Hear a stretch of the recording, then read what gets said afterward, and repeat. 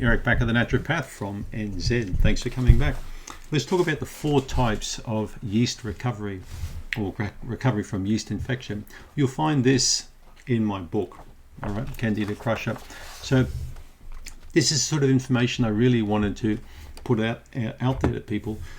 It's information you don't commonly find, all right? People don't talk about these sort of things. They talk about recovery, but they don't talk about the types of recovery and the different types of people that experience recovery differently. So that's what this is. So you can find this page directly out of my book. All right? So the first one is a quick recovery. These people are quite clever because they get onto a problem really early. Okay, it's the same scenario if you've got a house repair or a car repair or any kind of health repair. If you get onto it now, because now's the time you've got to get onto something, not tomorrow or next week or next month. It's now. Okay, now's all we've got. Now's the most important time for you and for me and for everyone else. And for my sagging bookshelves, I'll talk about those later. So people who get onto quick recovery can bounce back very fast. They may have taken an antibiotic, all right, and they'll be sick maybe for a couple of weeks after, but then they're careful, right? They're very careful. They're going to try carefully to eat the right foods and to give their body the right conditions so it can bounce back. So these are people that think about what they're going through and how they quickly recover because they realize that small things fixed up now save bigger problems down the track. That's the quick recovery, right? Usually you have to get onto things really early if you want a recovery. Let's look at my rose garden. I grow lots of roses. And if I get a bit of downy mildew or I get a little bit of fungal disease on the leaves or stuff, I bang into it right away. I'll pick those leaves off it or I'll spray them. And as I learned years ago, if you let it go, one rose will just get covered in this crap. Next thing, the next rose next to it, and before you know it, all 20, 30 in a whole line are all covered in, they're all covered in rust and fungus or something like that. Now you're no different, right? We're not going to exactly, chop bits of your body off and throw it away if they get a yeast infection or stop it spreading, but we're going to get onto it now. That's the quick recovery. The second group of people is the partial recovery. Okay, this is the biggest group. Most will partially recover, then relapse before finally recommitting and finally becoming cured. Oh, gee, I said the C word. I shouldn't say cured. Someone wrote this, I think, on my behalf, but I don't use that C word, all right? So, but finally coming well. So this is a big group of people. So they were onto it quickly, but then they only partially recovered.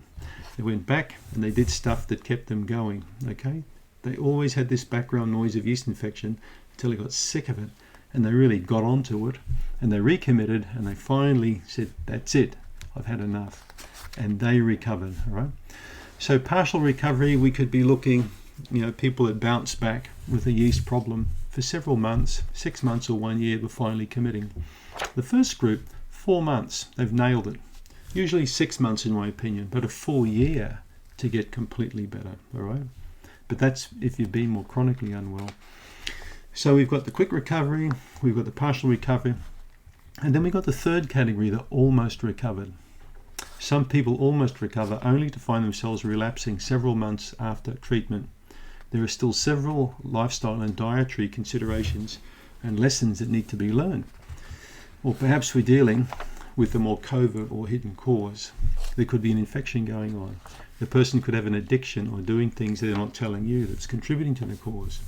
There could be an emotional issue in terms of relationship problem going on. But is that microphone on? Yeah. But something's sitting there in the background creating this issue that's just keeping them in that almost partially recovered, stage.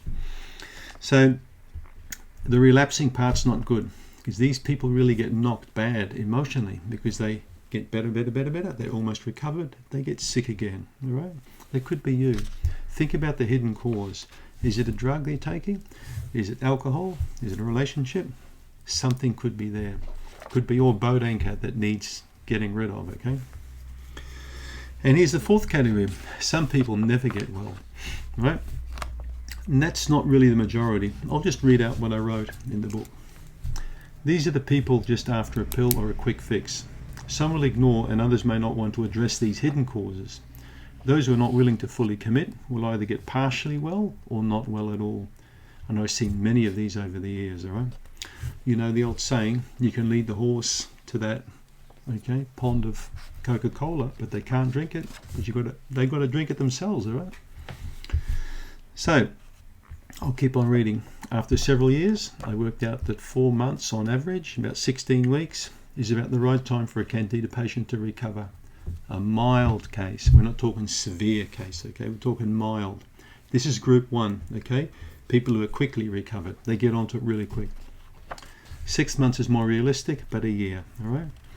So at this point, I'm talking that you should have far better skin, far better gut health. You should be in a really good state after 12 months, right? So remember, you don't catch good health, you catch disease, okay? So good health is something you need to work on a daily basis, on a regular basis. And when you see a small crack or some problem in a wall, if you get onto it, it stops it from being a major problem, doesn't it? That's the point of this different types of recovery phases. The sooner, the better. The longer you leave something, the harder it gets. Thanks for tuning in.